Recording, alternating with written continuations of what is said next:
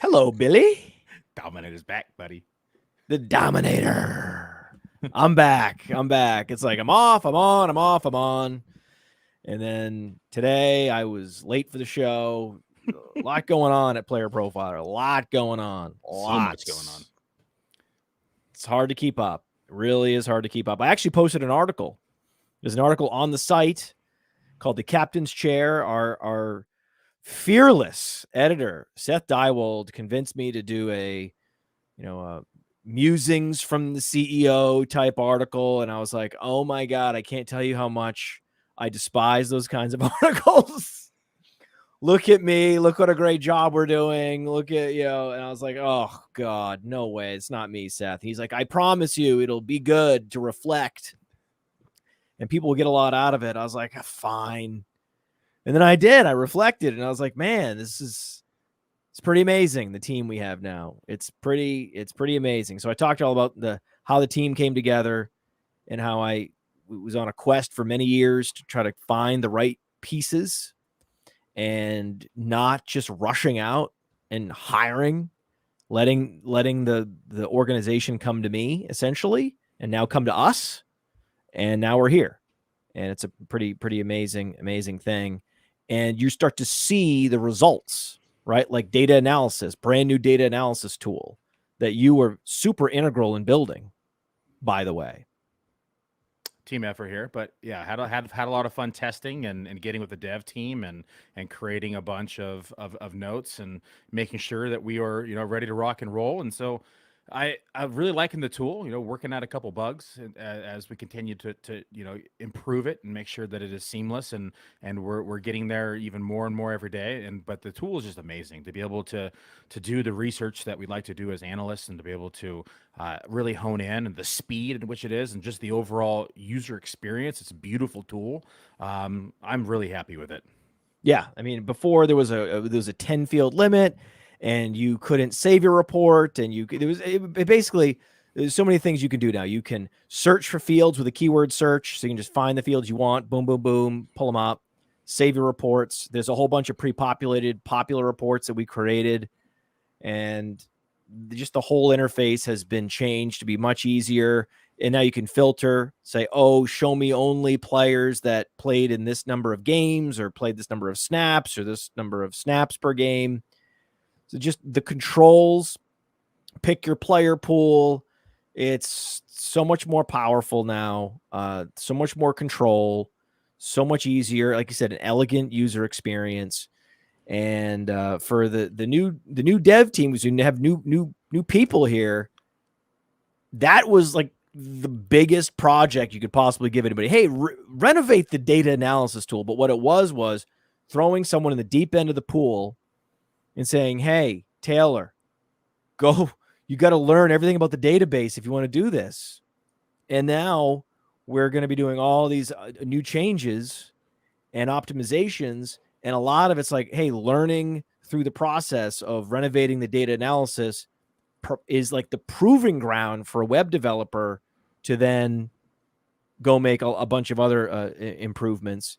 And here you're seeing a running back efficiency report that I custom built. Yeah, you just threw it together, and now you can sort any field. You can pick the particular data element that you want to rank. It just, I mean, you can add a column on the fly. You can see that plus sign on the right. That's how you add a column on the fly. You can delete columns on the fly. You can move them like this. You can move them? Yeah, you can move them. See? I didn't know that. Remember I said it'd be cool if we could do that, and I just put it in there and put V2, and then Taylor put done like the next day. I was like, oh, that's awesome. My God. Okay, so now, yeah, so woof, right? And this is the thing I like most. So because when the report defaults, right, it shows you everybody. And so, like, no one cares about Trey Sermon, right? He got one carry. Like, let's go ahead and let's go to 25 snaps a game, right? And we can slide that bad boy all the way up and say, okay, people who are actually getting meaningful snaps. Okay, so Breece Hall here, led the league in breakaway run rate at 11.25. And you can go, true yards per carry. Who was the leader here? Rashad Penny. Whoa, this is why I love Rashad Penny, man. Behind this Eagles line now, it's going to be dangerous. So Rashad Penny, 5.38 true yards per carry. You know, who led it in juke rate, right? Rushing juke rate. Brees Hall. Look at that. 2 out of 3 Brees Hall in this category already. And so News for you. We're about to add the injury ratings and the fragility ratings, the injury predictions, and the likelihood of a player getting injured at any given touch. And spoiler alert, Rashad Penny's number one in that. That's the only caveat, right? Like talk about the ultimate balance of the force, right? There are no free lunches. You cannot have all this efficiency without some cost on the other side of the ledger, and the cost with Penny is the unavailability. Oh, look at this. Ramondre Stevenson, second in rushing juke rate. This is why I have him inside my top 10. I love. What do you think of Ramondre Stevenson this year? I love him. Salvador Tozo believes that I dye my hair. So if I get close enough, you guys can see my grays. They're in there. You see it right there? Let's I get closer. Look at that. There's some grays in there. You see the grays? Yeah, I do. I don't think you can do that if you dye your hair. I know there's like a touch of gray. What do they call that? Salt and pepper. I don't know. I think there are. My wife gets balayage. You get balayage with gray, I guess. I don't know, but I don't dye my hair. The fact that they think I do that's a compliment, right? Yeah, it means they think you look young. Look at that. That's got to be. I mean, they do. And they want to hear something else. He's coming on strong. The folks from Epson were here this week to interview me, and they had a whole camera crew and whatnot. So it was thank you, Epson. It was very fun. And they were showing me in my studio how I can adjust my lighting. And they said, well, the lighting you have is designed to make you look as young as possible. But if you want to look as true to life as possible, you turn this light down. Like if I turn this light down and this light up, that's the truest lighting you're going to get, but you won't look as young. He said, but if you put the light right on you, it'll flatten you out a little bit and it'll flatten out your wrinkles and you'll look a little younger. And sure enough, that's movie making magic. These are guys that do movies. I was like, because they talked to me about some movies they were shooting. I was like, you guys do that's movie making. And then so I was like, let me get this straight, guys. So, and they were like, we love how you do the can light. It's against the wall and you're bouncing the light against the wall. You're doing a great job with your lighting. I said, thank you. And I said, can I just get something straight for the record here? Is it true that I, by accident, design lighting perfectly to make myself look as young as possible? And they said, you actually did. That's awesome. And it was just by accident. So that's Salvatore. That's it. That's the reason. I've lucked into my hair genetics and I lucked into the lighting. And if you don't like it, you can eat it. I'm just a hairy motherfucker. Look at this. This is trimmed. Yeah. So, I mean, you look good too, man. I mean, we look great. We and we're ready for the draft, right? We're ready for the draft. Everyone's like, aren't these guys supposed to be talking football? It is Friday. Like it's Friday afternoon. So back off. Yeah. Like Friday, if you're logging in. We've been busy dyeing our hair and playing with lighting. Come on. Yeah, 6 o'clock on a Friday, and you think this is going to be the most serious, most analysis heavy podcast you've heard all week? I don't think so. Bud. But we are going to be at the draft. There's going to be some heavy analysis about the NFL draft. I was just talking to Cody. We're at the point now where we're planning the menus and we're planning the food and who's going to the grocery store and what we're going to buy, how many eggs we need for the group, how much bacon we're buying. Are we getting a pork shoulder? Are we getting a brisket? It's these kinds of things where we're figuring out how many hot dogs we need, how many hamburgers. It's going to be on. You want me to cook? I mean, I love cooking. I went to culinary school, so I can cook. I cook for us when we're there. You went to culinary school? That's the first thing I did at high school. Yeah, I went straight to culinary school. Shut the fuck. Yes. Well, can you email Cody before Wednesday Yeah, I'll and make tell him your preference? One of the nights, I think, because I know what's going to happen. We're going to be fried. We're going to be fried. In Vegas, we went to Stadium Swim on Saturday, and we were just tired. We were just sitting, just bye-bye, right? So we're not going to go anywhere. I can promise you we're going to want to stay at the house. Yep, cook and hang out, have a couple on drinks. Sunday afternoon. Draft is a wrap. We're going to be live for every single pick. We will be live at the house with a whole studio setup. I'm going to be updating projections as the picks come in. Yeah. We're going to have a special news desk for Jack Kavanaugh, and we're going to have correspondents like Anand and Dury and others at the actual draft. Jason Allwine, a whole bunch of people at the draft. Theo's going to go to the draft. So we have a bunch of media credentials to do some interviews at the draft. So we're going to be at the draft. We're going to have a news desk. We're going to have a whole sort of a proper setup at the draft house. We're going to take it seriously. We're going to be live for many, many, many hours on YouTube. So check that out. We're also going to be doing a recap show on Friday to recap the first round, a recap show on Saturday to recap round 2 and 3. There's going to be a lot. I'm also going to be on ESPN Radio for an hour with Anand, ESPN Kansas City, Friday morning. I'm going to be jumping on with Alan on the RotoWire show. They're gonna grind me up into little bitty pieces. This is a guy. I'm in my 40s. I'm a man. I'm in my 40s, right? And you know who that is? No. You don't know who? In the chat, let us know if you know who this is. I'm a man. I'm 40. Let Billy know in the chat who that is. I'm not going to tell him. The chat will tell him. The chat will tell him. It's a good one. It's football relevant.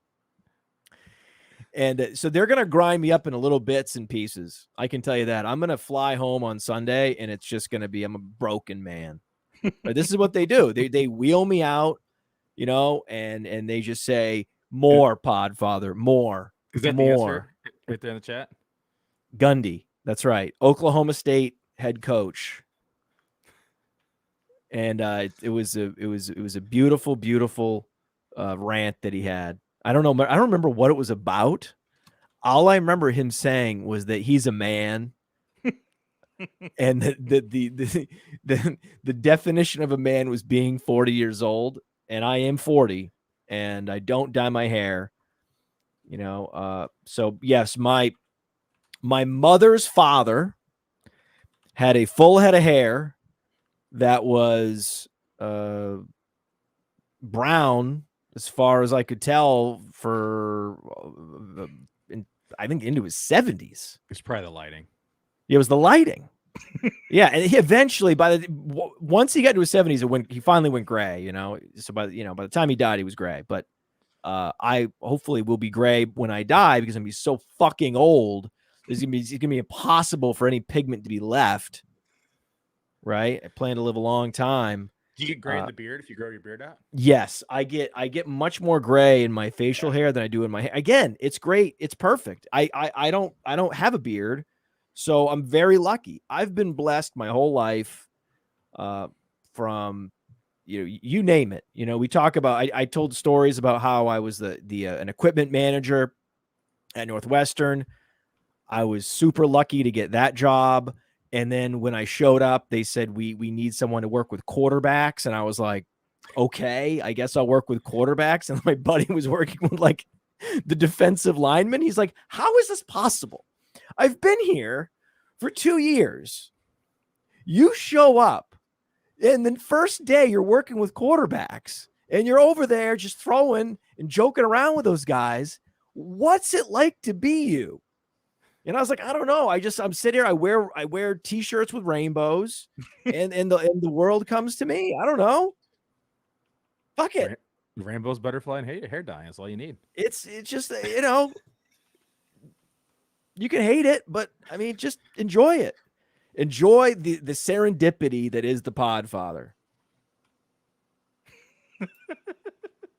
Right? What about fantasy football, Billy? Is there anything fantasy football that we should talk about today? Yeah, we do have a short podcast today, and so I think we're going to let's talk about some of the coaching changes. Actually, so we had contract year players on here, but I think we'll come back to this at another point. I want to talk about some of these coaching changes because these are really relevant in my opinion. So let's start with Arizona. Irrelevant or relevant? Relevant, very not relevant. irrelevant. Not irrelevant. I mean, some of these coaches are irrelevant, but I think it's going to.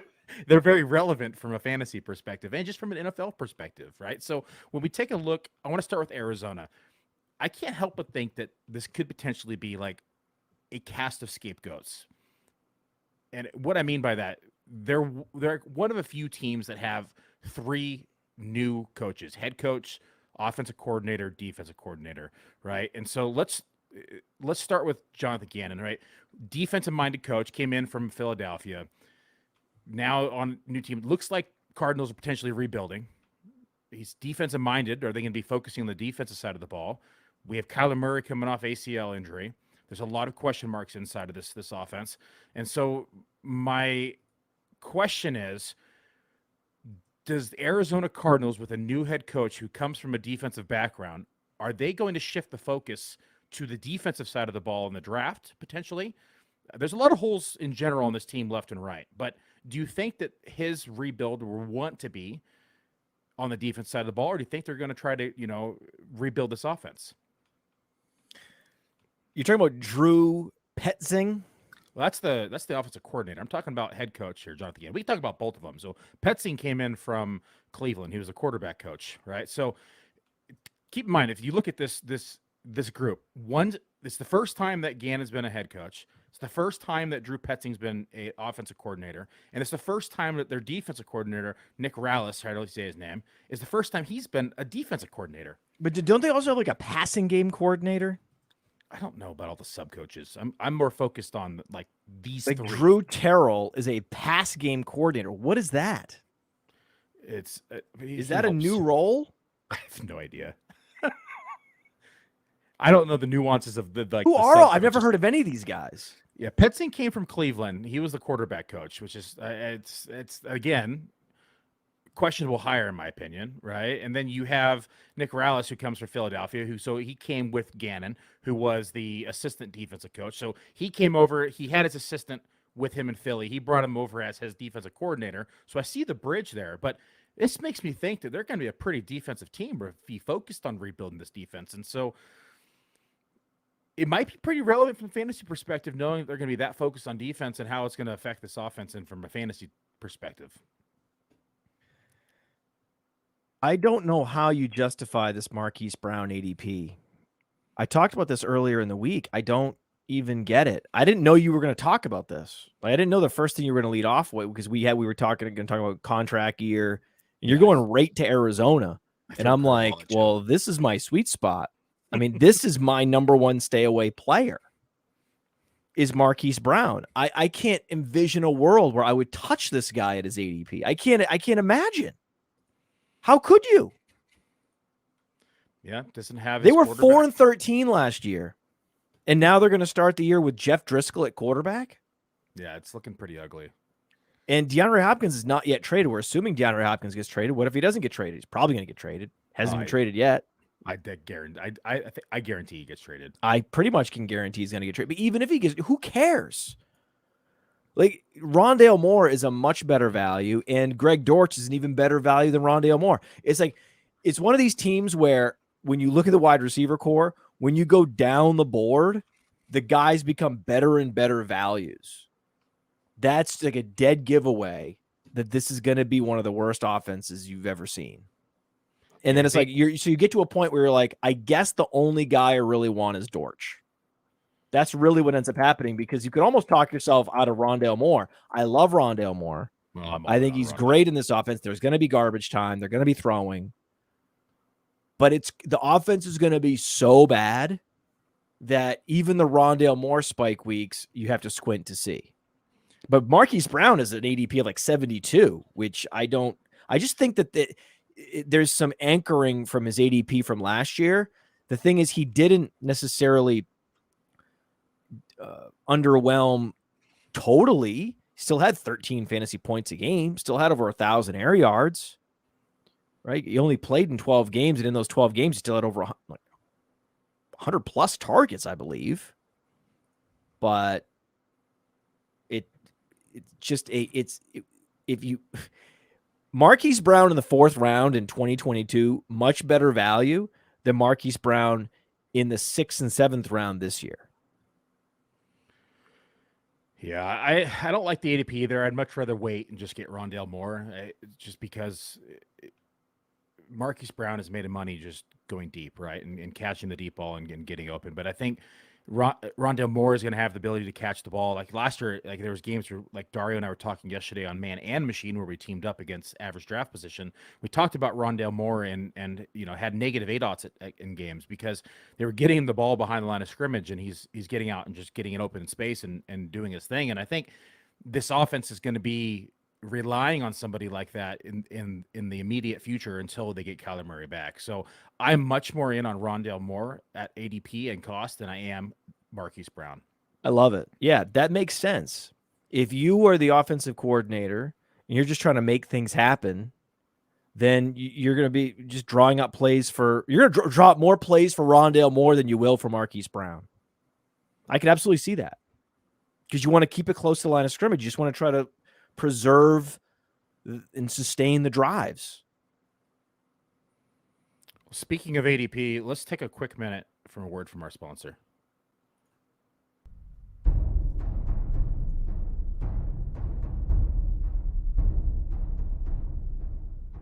Let's take a moment to talk about Underdog Fantasy. Now, many of you have already signed up. Thousands have signed up from PlayerProfler already over the years.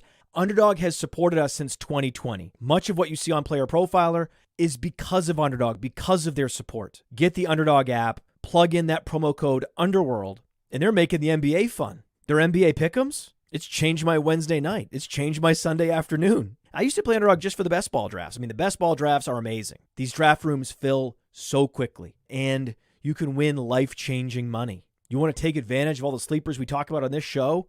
Well, what better place than in an Underdog draft room to do that? And I recommend taking your Underdog play to the next level by diving into their NFL pick'ems. It's important to correlate those NFL pick'ems. You can pick both the quarterbacks and the wide receivers to exceed expectations. Correlate them, and you can 5x your payout. Bada bing, bada boom. Underdog Fantasy, the promo code is Underworld. For an instant deposit match up to $100, Underdog is the truest friend of the Underworld.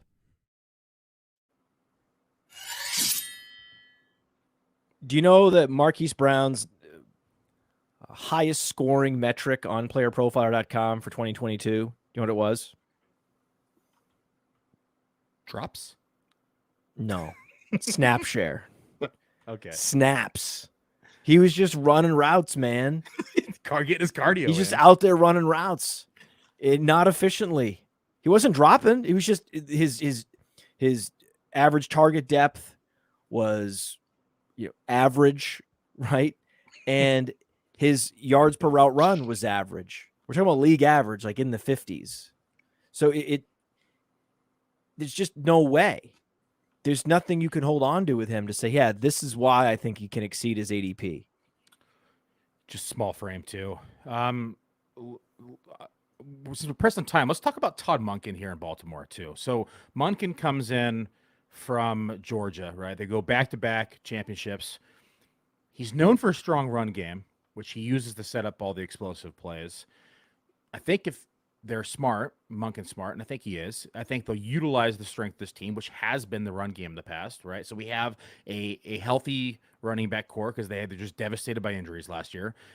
We're assuming Lamar Jackson's going to come back. I still haven't projected to come back. So you have this elite run game now between your quarterback and your running backs, which is going to set up great for play action. What do you think this new Todd Monken offense looks like in Baltimore? Well, I think the most important thing is it's not the Greg Roman offense, right? That's very true. Yes. It's not the Monken offense. It's the post-Roman offense, right? The Roman Empire has fallen. And now we're going to be seeing a little more pass attempts, a little more passing. But that doesn't hurt J.K. Dobbins. That just means the offense is going to be a little more efficient. That means Dobbins is going to get a few more red zone carries. He's still going to have all the opportunity he needs to break away. Dobbins is interesting. Dobbins is very interesting. I'm higher on him versus consensus. I also like Gus Edwards versus consensus as well. He's pretty much been free in drafts, right? Is this kind of unforgotten running back here inside this backfield? They probably addressed the position a little bit in the draft, but you assume that it's still going to be these two running backs for the most part, and you can get them in like round 19 and 20 in Underdog right now. Yeah, I mean, whatever Dobbins did last year doesn't matter. He's coming off a torn ACL, but it was multiple ligament damage. Right? He had the ACL, the LCL damage. He was not going to be himself. Still career 25 receptions. He did have 18 receptions in his rookie year. He could get to 30 receptions. And in that rookie year, where he only had 134 pass attempts, rush attempts, 9 touchdowns. That's all we need. We need an efficient offense. And with post-Roman, with Lamar Jackson in a contract, isn't Lamar Jackson technically in a contract year? Yeah, they franchise tagged him. Yeah. So they want to win this year. This is a win now situation. And I love the fact that this is an AFC North team. I'm pounding the table for the AFC North. Just need the weather to cooperate. Yeah. Just need the weather to not be catastrophic. I was talking to Rich Rebar about this. I understand that there's a bunch of these games in Cleveland every year that get washed out, get winded out, whatever it is. If we could just have some fortunate end of the spectrum on, we get some weather luck in the AFC North, just a little bit. We just need a little bit, just not so windy this year compared to previous years.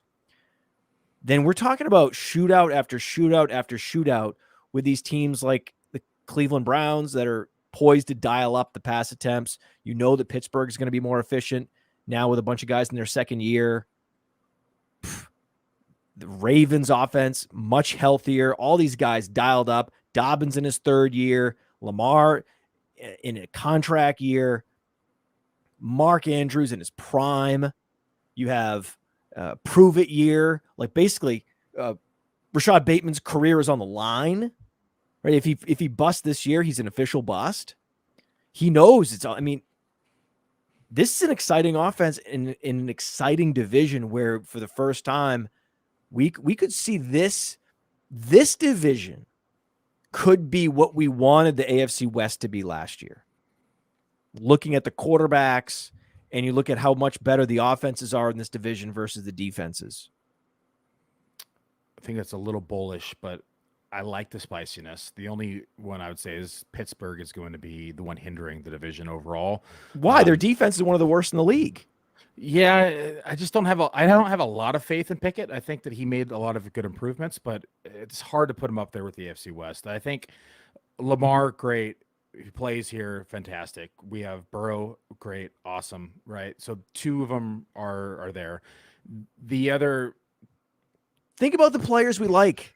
So many of the players we like in fantasy are in this division. I have concerns with Watson still too. Like, he looked horrible last year. I know he missed a year, like a little over a year with the suspension or taking the time off with all the legal issues, and so there was all that distraction. But he did not look good last year on tape, and I think that he's going to be back with the team, getting things in order and making sure they have the chemistry. A full off season. Yeah, I get it. But there's still some concerns for me. Like, what if we never see Deshaun Watson that we knew Deshaun Watson to be? Right? I mean, we have a much bigger sample of Deshaun Watson being good than Deshaun Watson being bad. Who was his receiver, though, the entire time? He hadn't played a game without DeAndre Hopkins until just recently. I don't think that it's DeAndre Hopkins' base because he was super efficient when targeting Will Fuller as well. Yeah, Will Fuller's fucking fast as fuck. Amari Cooper is an incredible value. I mean, when I talk to Dario and I'm like, hey, Dario, who are some of your favorite players? He's like, I love Dobbins this year. Yep, I love too. Cooper. He just goes down the list. It's like, I actually think that George Pickens is a value, the upside at value. You go down and it's like, well, and I'm always drafting targets. So I just buy by default. Like, for example, why would you draft Marquise Brown when you can get Deontay Johnson? Oh yeah, it does make. I mean, so the fact that they're Johnson. ever being drafted in the same round is absurd. Okay, I 100% agree with that one. So it's ridiculous. So and then there's a bunch of guys. Theo thinks that Pat Freiermuth is going to take a step forward this year. I was talking to someone a couple days ago about David Njoku. David Njoku could poised for a career. I mean, all these. I mean, it's like, what's the theme? Right? The idea that, Jamar Chase could finally surpass Justin Jefferson in fantasy production this year.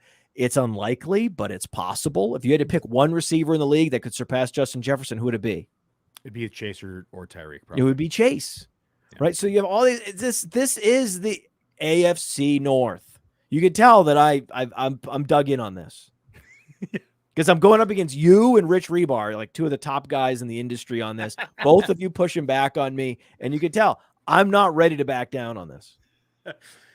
I just think the level of quarterback play as a whole in the division was better, even with Carr when he was in the division, right? And so when you look at it and say, okay, Pickens can be as good as Carr, but we have to look at like what his ceiling output is, right? And I don't think his ceiling output is anywhere like we know what Russell Wilson's ceiling output was when he was in Seattle. We know what Patrick Mahomes' ceiling output is. We know what Herbert's output is, and we know what his ceiling is capable of. I mean, he could potentially throw the most passes in the NFL, right? Again, and so I think that in general, I like those offenses more because of their systems and the quarterbacks at play, where I like the Ravens and I like Lamar if he's there. I like Joe Burrow and I like Chase. It's the other two teams that I have some questions about, where I have less questions about the AFC West.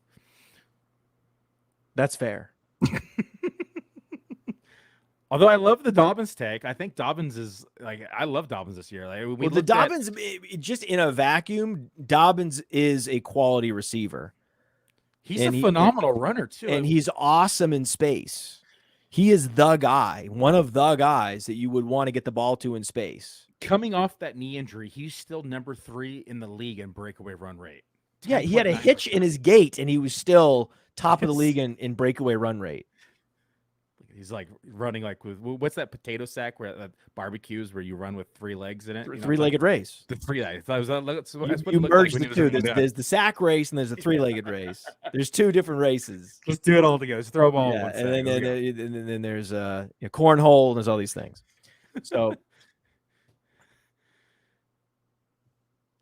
next one, Frank Wright. Let's talk about Carolina here. Again, this is another team with 3 new coaches, right? So we have Frank Wright, new head coach here for the Panthers, coming over from Indianapolis. We have Thomas Brown, who came in as assistant coach from the Rams, and I don't even know how to say this other guy's name. He came in for Denver. Is it Ivero? Is that how you pronounce it?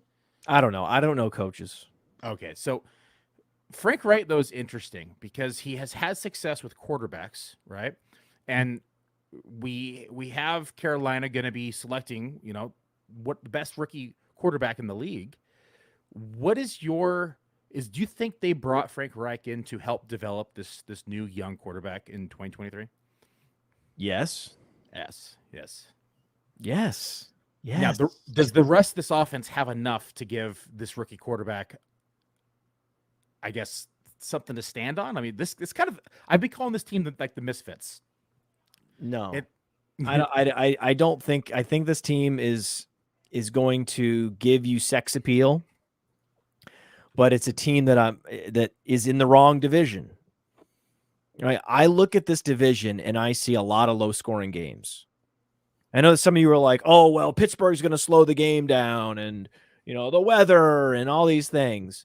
And it's like, nah, guys, no. It doesn't matter what Pittsburgh wants to do. You think Pittsburgh's going to dictate the pace of any of their games this year? Get out of here. They're going to have to be throwing, right? That's what's going to save Pickett, is just total volume. They're going to have to be playing from behind a lot, and that's what's going to save them. Now, even that couldn't save Carr. Playing from behind couldn't even save Carr. So I would actually disagree that Carr is even better than Pickett. We'll see. So, but Carolina and Rich Rebar agrees with me on this one, that almost to a very rare exception, you're going to see rookie quarterbacks tank offenses. Yep. It's just what they do. And then to bring in dusty receivers like Adam Thielen and unproven receivers like Terrace Marshall and retreads like Laviska Shenault, the whole thing just screams low volume, run first, trust the defense, win 17-16. That's what Carolina wants to do. That's what Tampa's going to be forced to do. That's what Atlanta wants to do. I have no idea what New Orleans wants to do. New Orleans is the one team that actually is going to have a competent offense where they're going to have Derek Carr throwing. He should be better this year. He has to be, or he's not going to be. They paid him thinking he has to be better than he was last year. Okay, we'll see. We love Olave, right? You can get Olave in the early third round still. That's not really possible, I don't think, anymore on Underdog, but it's the thing to do. Yep. And we just had a commenter talk about Juwan Johnson. Yep. And you love these consolidated target shares where there just isn't a lot of other options available after Olave. Who's next? Well, Juwan Johnson. Juwan Johnson has athleticism. He's a converted wide receiver. These are what you look for. If you want to invest in a move tight end that you think is going to have that 1 year in the sun, Juwan Johnson, just given the lack of target competition and the fact that this is going to be the one team in the division that's throwing at any given rate that you would hope for, that would be the move. Like the fact that there's like two guys that I can get excited about, Olave and Juwan Johnson, because they happen to be on the one team that we think is going to pass with any kind of volume. The rest of these teams, they feel so trappy, especially Atlanta, because Mike Evans is already hugely discounted. Right? You could just draft Mike Evans because he's Mike Evans at this point. I mean, I've never drafted Mike Evans with any kind of enthusiasm, and I've been right every week of the season for many seasons in a row, with the very one exception of the last week of last season. We blew up. I mean, I was so right about Mike Evans until I was so wrong, and he won people Underdog championships. But he has the same ADP as Marquise Brown. And that to me is insane, that you could have a Hall of Famer in a similar situation to Marquise Brown at the same ADP. That doesn't make any sense. There's so much more upside with what Evans can do just on his own, manufacturing, production, and with touchdowns in the red zone than Marquise Brown. So I draft Mike Evans. I draft Godwin just because the value at their ADP is so good. Juwan Johnson's a sleeper. Really, Chris Olave is the one guy in this division that I'm excited to draft at an early pick, because I don't know why Olave is going so late. Like, he's going like sometimes a full round later than Wilson, and to me, like, no, I actually have him projected ahead of Wilson. I don't know how could you, like, on Underdog? Actually, I stand corrected. I just happen to be in these Underdog drafts, and he's been going late second, but his ADP, if you look across his FFPC ADP, because it's tight end premium, okay, is early third. His Underdog ADP, it's not tight end premium, is late second. So that's the answer. Okay. It's still too late. But this is the difference between divisions. This is just one of the easy hacks that not enough analysts talk about, is look at your divisional exposure. I'm going to be overexposed to the AFC North and heavily underexposed to the NFC South, because I just don't see the upside. I don't see the shootouts. I don't see it. I see a bunch of offensive linemen. I see a bunch of defensive linemen that can move the needle, and and no quarterbacks that are worth a damn. That's terrifying. Before we wrap up, I want to talk about two. Well, do you agree with that?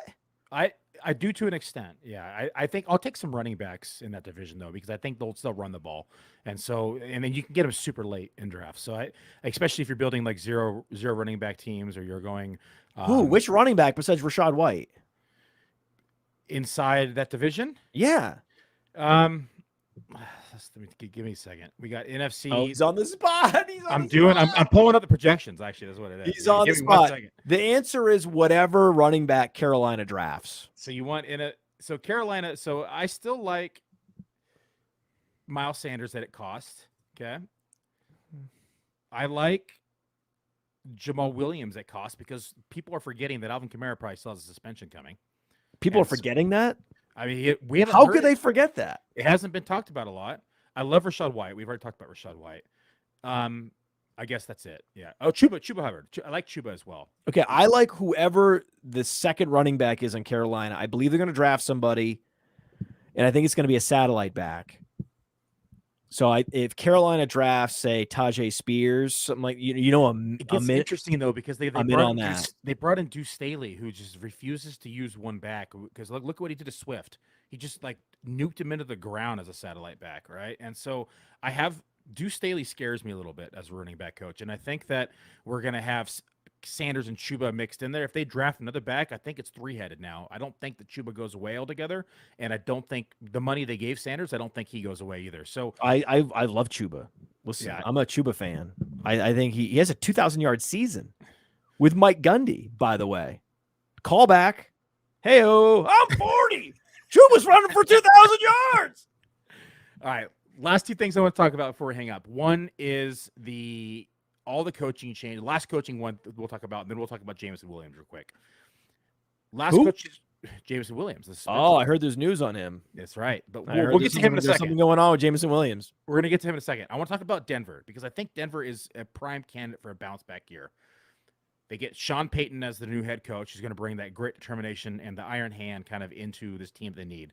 Did you just say all that with a straight face? I did, yes. You got Joe Lombardi, who's coming in as offensive coordinator. It doesn't really do much for me, but I think that Payton's creativeness will kind of counterbalance Lombardi and his inefficiencies. And actually, the sneaky one is I like Vance Joseph as the defensive coordinator they brought in from Arizona. And so these three coaches come in with a lot of experience. But I am excited to see what Sean Payton does with Russell Wilson, and I think Russell Wilson is a prime candidate for a bounce back season. You know what is going to help Russell Wilson the most? Just winning coin flips. And not saying let's just having the comfort of a full off season with the same team, knowing the players. He was very awkward last year on and off the field. He was incredibly unlucky. Just look at his accuracy rating versus his completion percentage, and that's the dead giveaway that he just should have been a lot better than he was. Sutton's going to be better. Judy's going to be better. I can't criticize Judy because he's in a situation where the whole offense is poised to rebound. Samaje Perine is a screaming value, like the screaming value, because we know Javonte Williams is not going to be ready until week 5, maybe, if not later. I'm actually really high on Perine. I had to like reduce it because I was too high on him. I mean, we just have real talk, right? I don't think that Breece Hall is going to be ready for week 1. I think he's going to be close. Yeah. I think that there's no reason to rush that if his family was held hostage, he could play. Yes, but I don't think that it's going to be prudent to play him when you have Michael Carter. I don't think it's going to make any sense. So got Bam Knight too, they have Zonovan Knight, and they re-signed Ty Johnson. There's no reason. There's zero. Why would they re-sign Ty? It doesn't make sense. Yeah, it doesn't make any sense. He'll be back week 2 or 3. They also brought Javonte Williams. I just feel like it's a like sleeping beauty problem that so many of these fantasy gamers have. They just don't. They wake up and it's like they don't remember. It's like, do you not remember all these guys? You have players that were hurt in preseason, like J.K. Dobbins, not make it back for week 1. You have guys injured in week 1 the previous season, like Saquon Barkley, and not make it back for the next week 1. Well, and it was ACL and MCL. It wasn't a clean tear. It was a bad injury. But a lot of it is just the confidence. A lot of it is just working your way back and building the strength and confidence in that area. That's all it is. And it's so Pollyanna just to believe the reports that are coming out. Oh, he looks good. He's going to be back. When actually the real news was, oh, he's actually not going to participate in camp. Oh, well, we hadn't heard that yet. So they love to do that. They front load the good news and then they sneak in the back door. Oh yeah, but so we love what we're seeing. He looks great. We're excited for week 1 with him. We're going to hold him out of camp to make sure that he's ready. Wait, what? He's not. Okay. So that's new. Do you see how they do that? They do that. The bait and switch. It's like, oh, that sounds great. That sounds great. Wait, I just got negative news. What the fuck just happened to me? It's like, it's a total trick. It's a hypnosis. It's coach hypnosis. That's what these people fall for. The coach hypnosis. So with Javonte Williams, you're not allowed to be surprised when he's not ready by like week 8. And then that's Samaje Perine for a full half season. This screams, Billy, Mike Davis from a couple years ago. Mike Davis got you into the playoffs. It's so gross, but it was so true. It's so true. Jameson Williams, what you just said? What the hell, right? I got off the golf course, saw my news, and I looked at it. I said, "What the hell happened?" Right? I immediately thought it was like PEDs at first, right? Because I only saw the news report, and then I start reading. What a technicality, right? So he bet from the facility, gets his suspension, right? He's going to miss 35% of the season. But he wasn't betting on football. No, but he was from the facility. Like, that's how ridiculous this is, right? This is a fine line now between the NFL, like promoting sports betting, but not allowing their players now to bet. What is the mindset, though? You're already making millions of dollars. The mindset when you go to download. See, the thing is, with these gambling apps, you have to download the app. Then you have to like put in and scan your driver's license. Okay. Then you have to geolocate. You have to turn on the geolocation and approve that. So there's all these steps to go through, and you finally get approved. At any point in time, you can think to yourself, maybe I should bet right here. Remember Shoeless Joe Jackson? I mean, I know this isn't a Shoeless Joe situation. He threw the World Series, okay? But you have people banned for life, whether it be Pete Rose, Shoeless Joe, sporting stars from the past. Look at Ridley last year. Banned for life, and you have a wide receiver in the NFL right now not playing, Calvin Ridley. For whatever reason, betting on the NFL or not. You download it and you're like, I can do this. I just got to make sure I don't do it in the facility and I don't bet on the NFL. Why even tempt yourself? Why even do that? What does this do to Detroit Lions offense now? I had Jameson Williams projected for 19% target share prior to this. They don't have a tight end, right? Take a look at this team. The receiving core now is Amon-Ra St. Brown. I'm a Marvin Jones truther, so I was kind of smirking when I saw the news because I was like, ooh, Marvin Jones is relevant again. But you have Jameson Williams, Marvin Jones, Josh Reynolds, Khalif Raymond. They probably address the position now in the draft. They're probably going to have to, or a free agent pickup. They have 2 picks. They do have 2 picks. They have 1 pick in the Jackson Smith and Jigba zone. Can you imagine if they had 2 of the best slot flankers in the NFL, and Amon-Ra and JSN? I mean, it would be 2 hyphens. So they would have 2 hyphenated wide receivers. I mean, that would be the 2 of the longest names at wide receiver. I mean, if you strung together all the characters of all their names, it would be enough for like 5 receivers. I would love that. I just would love that. I would love to see what an offense looks like with just awesome slot flankers. That would be cool. Like they lost their field stretchers. That no more Chark. He's gone.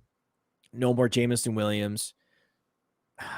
They could go heavy at wide receiver in the draft. They could go after Hyatt, right? They need a field stretcher now. Let's see where they're drafting. They're drafting at 49. They're drafting at 56. They have the Vikings 56th pick.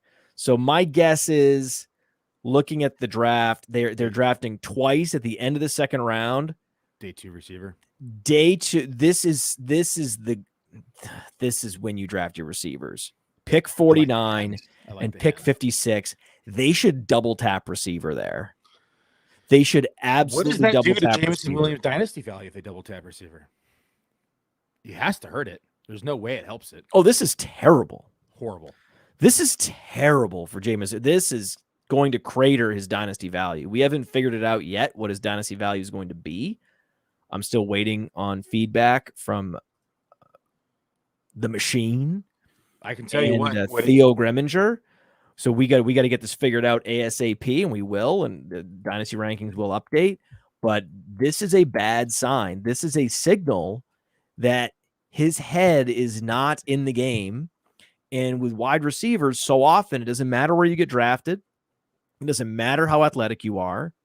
It's literally the Amon-Ra St. Brown corollary that even if you don't run a fast 40, even if you're not drafted on day 1 or 2, if you're an animal and you want it, you can have it at wide receiver. It's there for you. If you want to grind it out and you want to be that guy. This is an indicator that he's not that guy, that he's not that dude, that he's getting distracted, that it's just that his if his head is in a place where he could download that app and go through all those steps, then he's just not prioritizing the game. Yeah, the mental part is the concerning piece. It's very concerning. He has the ability. From a projection standpoint for 2023, I was updating it before I got on. I'll post it tonight, and we'll get it for all these updates to the site tomorrow for this week's news. But he went from wide receiver 34 inside my preseason rankings to 78 now because he's suspended 6 games. He went from 109 targets to 58 targets. You want to know where Amon-Ra St. Brown jumped up to? Number 1, him and Justin, like wide receiver 3. I don't know. I mean, this guy he went to number 6. So I know. I'm joking, but yes, it's not even that crazy. I mean, you'd have Jefferson, Chase, Kupp, Adams, Diggs, and then Amon-Ra St. Brown, right? I was already so high on St. Brown, like he was pushing 30%. So you moved him ahead of AJ Brown. He's ahead of AJ Brown. You had to do it. He's ahead of Diggs. You had to do it, Billy. I mean, from a target standpoint now, until we know otherwise, I am projecting him now for a total target share of 29%. You would rather have Brandon Ayuk in Dynasty than Jameson Williams. Yes, so yeah, probably. You would rather have Rashad Bateman. You'd rather have Calvin Ridley. Is he down in the Calvin Ridley zone now? Yeah, I'd say he's probably below Ridley now. But I would say, to me, Bateman's a bust until I see otherwise now. Oh, well, slow down. We'll Bust. see. Give him a chance. Give him a chance to get healthy, and we'll see what happens. Once he's healthy, he can get off the bus at Bustville.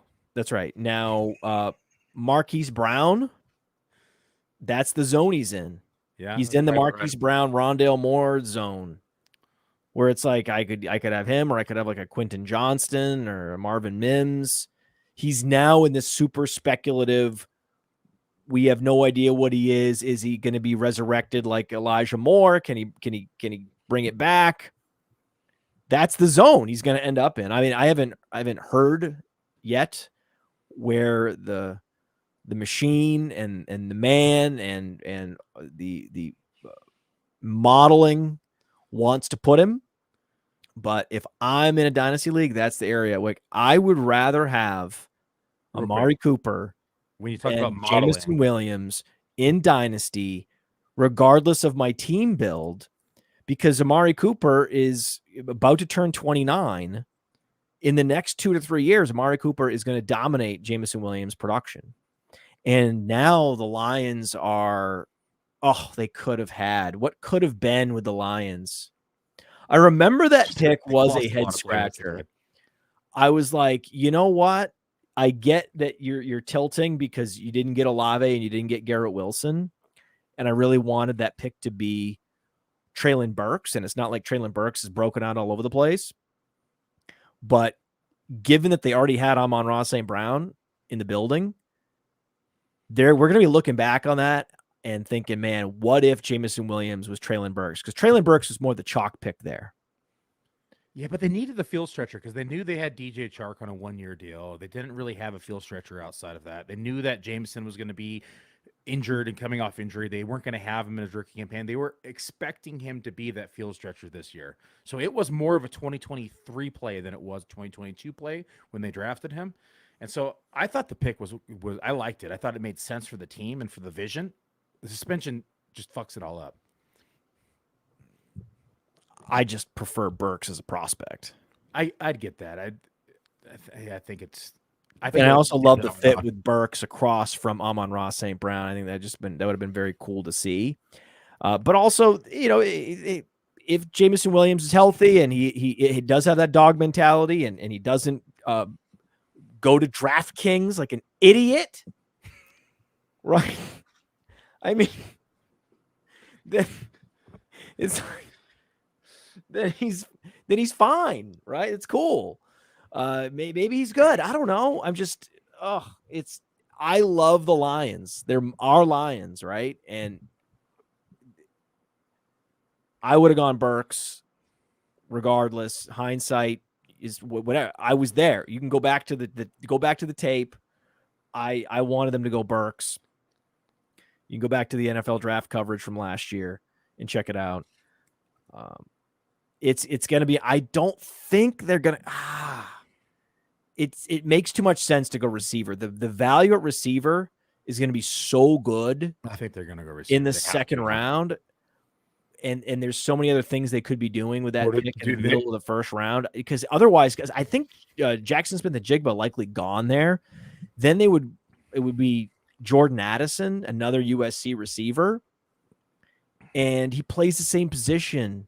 Do they go after DeAndre Hopkins now? Maybe they go after DeAndre Hopkins. Maybe that's it. The guy, by the way, I don't want Jordan Addison going to the Lions because I'm so dead set on Jordan Addison going to the Chargers. That's something that I want to happen.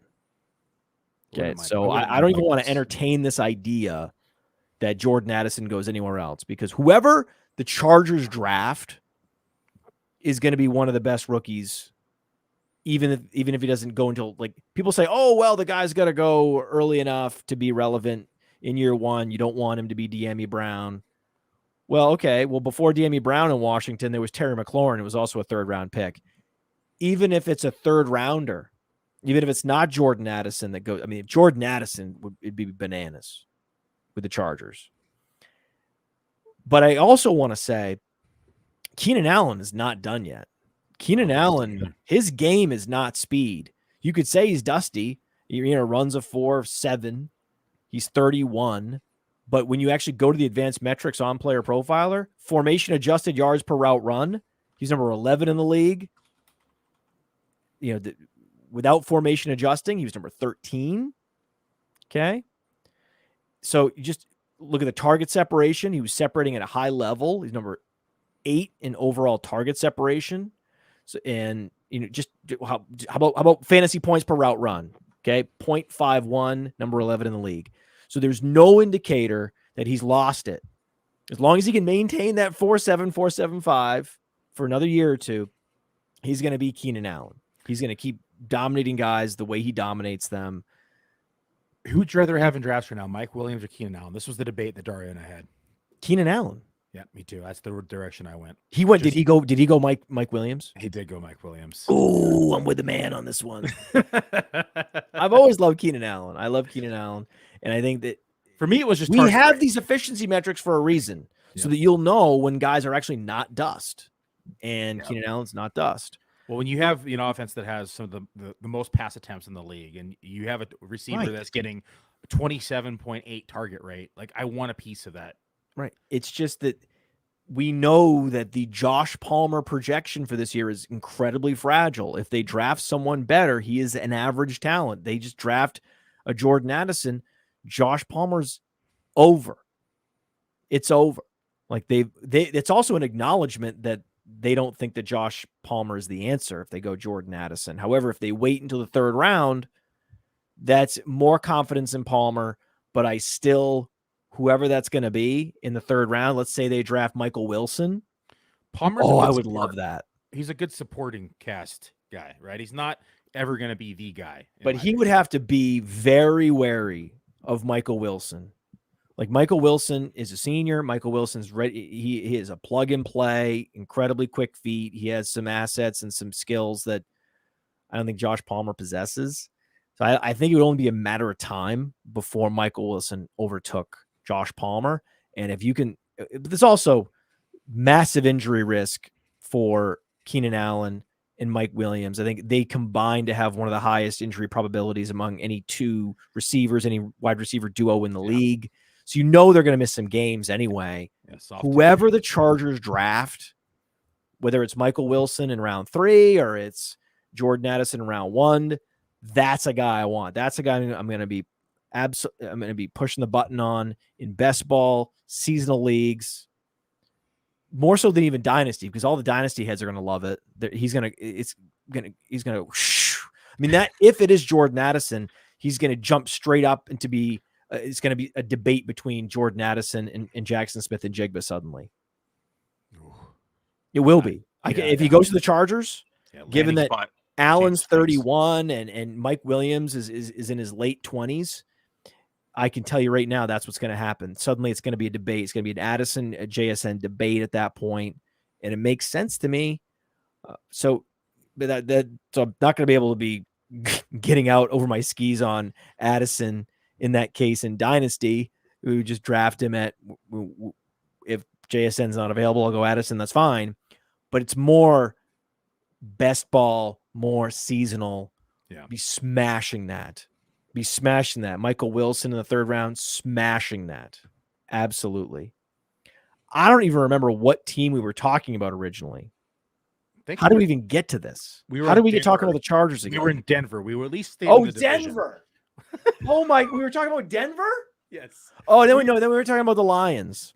We went Denver. Oh, yes, right. It was Denver, then the Lions, and then we started talking about the Lions. Let's just talk about the Lions briefly. Who should they draft in round 2? They are going to draft a receiver in round 2. I can almost bet on it. Marvin Mims. Yeah, Mims was the name I was thinking. See, Marvin Mims in the middle of the second, end of the second. That would be delightful. Tune into the draft. Tune in. We're going to be in Kansas City. Watch the second round. We'll be live on YouTube. Watch see what happens when the Lions draft Marvin Mims. See my face. See how I react. Just for that reason. Just be there. Be there. Hey, you like that video? Be sure to subscribe and activate those alerts so you get notified as soon as new videos drop. And be sure to check out PlayerProfler.com. We have all the tools for you to dominate every type of fantasy league. We have a draft kit, Dynasty Deluxe, data analysis, DFS Dominator, and don't forget the player rankings to rule them all.